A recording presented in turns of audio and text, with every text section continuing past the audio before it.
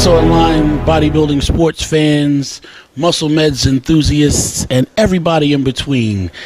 It's me, your boy, Kai L. Greene, aka Mr. Getting It Done, and we are here at none other than the East Coast Mecca of bodybuilding, Powerhouse Gym.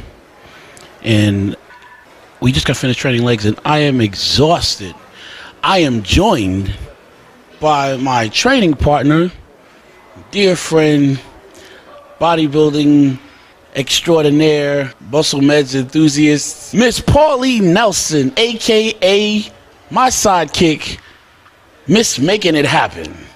What's up, Pauline? I'm fine. Just actually finished training legs. I'm feeling exhausted, and a great training session we had today.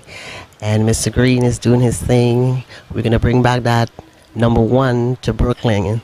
So we train like #1. That's what's up. That's what's up. We worked really hard. I'm very, very excited and privileged to have had this opportunity to train with you today. We did do legs, as we said. Yeah, I think the only thing we left out today was calves, and that's usually because regularly, for the folks at home, just so you know, I don't train calves on my leg day.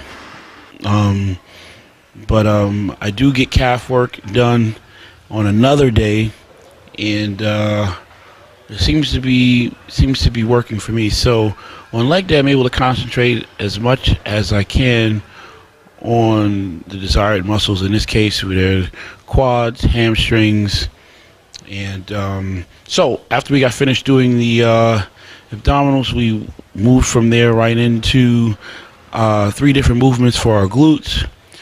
And from there, by that point, hamstrings were pretty warm, so we were able to go right into hamstrings after doing walking lunges. You know, even walking on the step mill before doing the walking lunges. And I wanted to point this out because I think it's very, very important.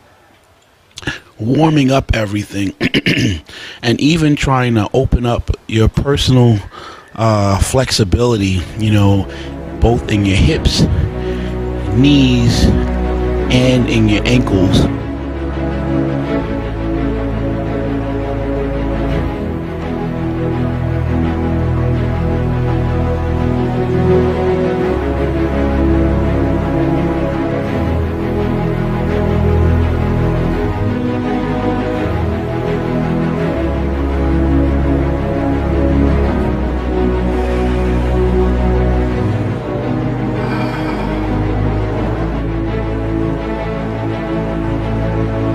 225 pounds, or, you know, just a ridiculous amount of weight, you know, doing what we think are lunges. We'll say, okay, well, if I'm going to do lunges, my lunges need to look like that, you know.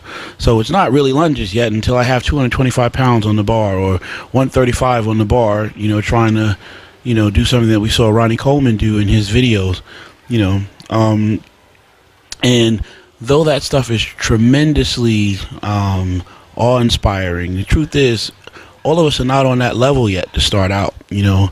So it is important to take the time to warm up your instrument, you know, to get in touch with your instrument, you know, and even take a minute to develop the flexibility even in your hips, you know, and try to think about making connections with your glutes or your hamstrings as you are led by the placement of your feet.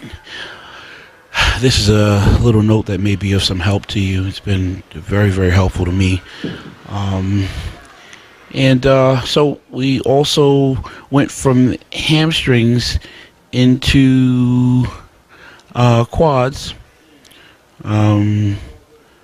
Basically, we did 3 movements of quads, leg extensions, squats, and hacks. Now, believe it or not, with the other stuff that we did, even trying to address, you know, the glute development earlier on, and I believe we also had some Jeffersons in there. And I'm a very strong believer in the value of Jeffersons.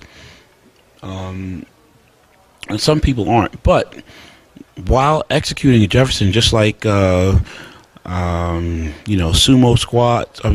deadlifts, sumo squats.